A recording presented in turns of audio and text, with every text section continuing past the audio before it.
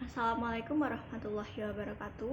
Perkenalkan, nama saya Nadia Zulfa Salsabila. Saya dari Pendidikan Biologi 2020 dari Rombel C. Pada kesempatan kali ini, saya ingin menjelaskan mengenai tata letak daun atau filotaksis. Tata letak daun pada batang atau filotaksis atau Disposia foliorum merupakan tata letak daun-daun pada suatu tumbuhan. Biasanya terdapat pada batang dan cabang-cabangnya. Ada pula kalanya daun-daun suatu tumbuhan berjejal-jejal pada suatu bagian batang, yaitu pada pangkal batang atau pada ujungnya. Umumnya daun pada batang terpisah-pisah suatu jaraknya yang nyata. Bagian batang atau cabang tempat duduknya suatu daun disebut buku-buku batang atau nodus. Bagian ini seringkali tampak sebagai bagian batang yang sedikit membesar dan melingkari batang sebagai suatu cincin, yang dapat kita lihat jelas pada tanaman bambu atau bambu CSP. Seperti yang terlihat pada gambar bagian kanan, buku-buku pada tanaman bambu itu terlihat sangat jelas. Ruas-ruas ini tuh dinamakan buku-buku batang atau nodus. Kemudian untuk mengetahui bagaimana tata letak daun pada suatu batang, dapat dilakukan beberapa hal dulu.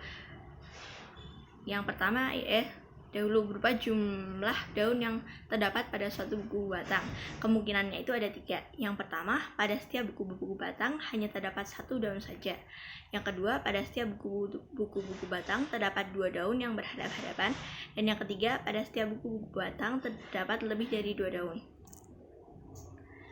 Kemungkinan yang pertama, pada setiap buku hanya terdapat 1 daun atau yang dinamakan dengan folia sparsa, yaitu perbandingan antara banyak garis spiral yang melingkari batang dengan jumlah daun yang dilewati selama sekali melingkar.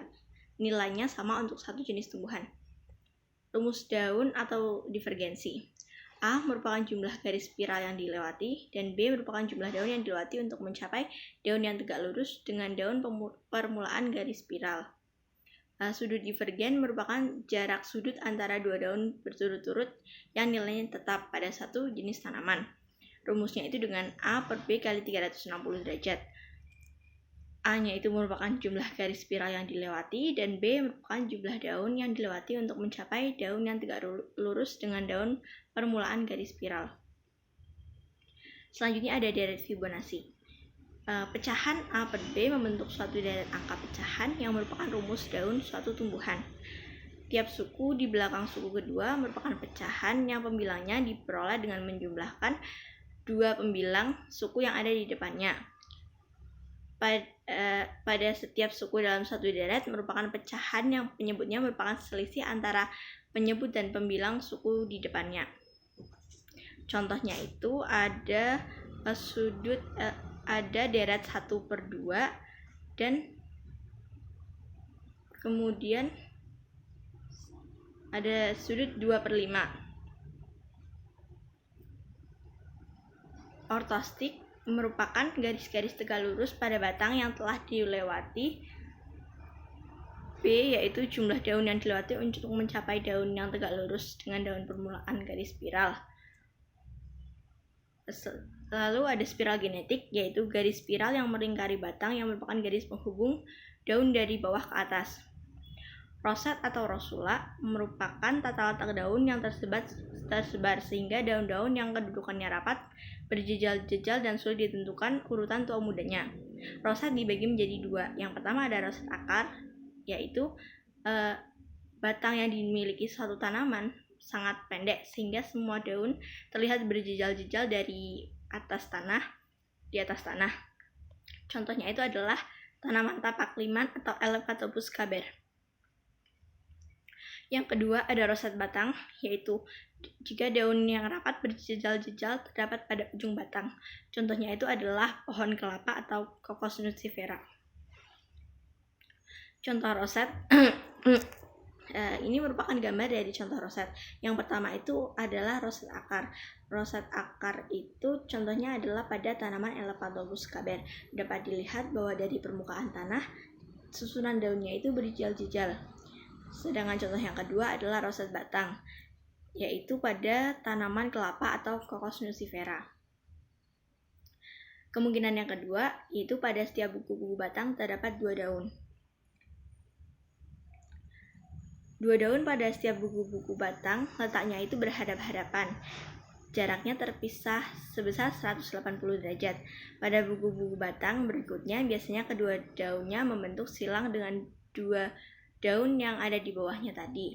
Tata letak daun seperti ini dinamakan berhadapan bersilang atau folia opposita atau folia decussata. Contohnya itu adalah pada tanaman mengkudu yaitu Moringa citrifolia. Yang ketiga, pada setiap buku-buku batang terdapat lebih dari 2 daun.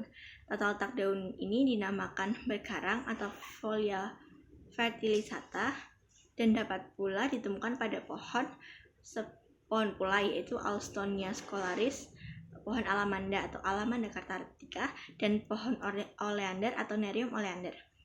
Pada tumbuhan dengan tata letak daun berhadapan dan berkarang tidak dapat ditentukan rumus daunnya, tapi juga pada duduk daun yang demikian dapat diperlihatkan adanya ortostik yang menghubungkan daun-daun tegak lurus satu sama lain tadi.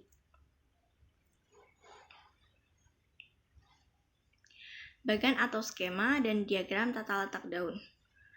Bagan tata letak daun.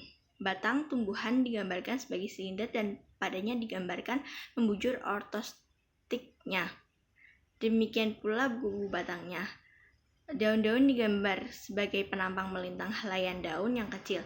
Pada bagan akan terlihat misalnya pada daun dengan rumus 2/5, maka daun nomor 1, nomor 6, dan nomor 11, dan seterusnya, atau daun-daun nomor 2, 7, 12, dan seterusnya akan terletak pada satu ortostik yang sama. Diagram tata letak daun atau disingkat dengan diagram daun. Untuk membuat diagramnya, batang tumbuhan harus dipandang sebagai kerucut yang memanjang dengan buku-buku batang sebagai lingkaran-lingkaran yang sempurna.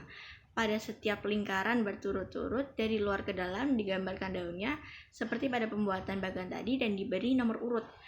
Dalam hal ini perlu diperhatikan bahwa jarak antara 2 daun adalah 2/5 lingkaran. Jadi setiap kali harus meloncati satu ortostik, spiral genetik yang dalam diagram daun akan merupakan suatu garis spiral yang putarannya semakin ke atas digambar semakin sempit.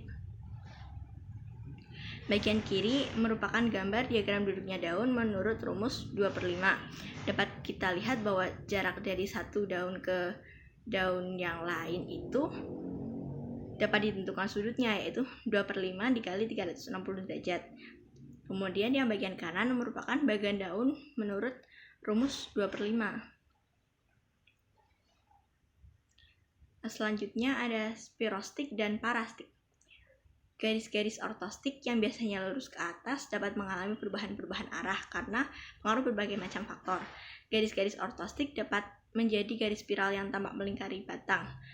Dalam keadaan yang demikian, spiral genetik sukar untuk ditentukan, dan letak daun pada batang mengikuti ortostik yang telah berubah menjadi garis spiral tadi. Keadaan ini dinamakan spirostik. Spirostik terjadi karena adanya pertumbuhan batang yang tidak lurus tetapi memutar. Akibatnya ortostiknya pada tumbuhan itu ikut memutar dan berubah menjadi spirostik. Umumnya ortostik daun itu berbentuk melingkar, namun pada spirostik itu nanti ortostik daunnya akan memutar jadi spirostik. Contohnya itu ada tanaman pacing atau Costus piosus Smith yang mempunyai satu spirostik. Kemudian ada Bublerum fulcatum mempunyai 2 spirostik. Yang ketiga ada pandan atau Pandanus tectorius Sol yang memperlihatkan 3 spirostik. Pada tumbuhan yang letak daunnya cukup rapat seperti pada pohon kelapa sawit atau Eleasis guinensis, duduk daun seakan-akan menurut garis-garis spiral ke kiri atau ke kanan. Tampaknya lalu ada 2 spiral ke kiri dan ke kanan. Garis-garis spiral ini disebut parastik. Juga garis-garis spiral yang tampak pada buah nanas yang menunjukkan aturan letak-letak mata pada buah nanas adalah parastik-parastik. Sehingga selain pohon kelapa sawit, contoh lain dari parastik itu terdapat pada mata-mata pada buah nanas. Ini merupakan yang A, merupakan gambar dari Bupleurum fulcatum yang memiliki 2 spirostik, yaitu yang di kanan dan di kiri. Sedangkan yang B merupakan gambar dari Pandanus dengan 3 spirostik. Kemudian yang gambar paling kanan merupakan gambar Costus dengan yang memiliki 1 spirostik yang memutar. Sekian presentasi dari saya, kurang lebihnya saya mohon maaf. Saya akhiri. Wassalamualaikum warahmatullahi wabarakatuh.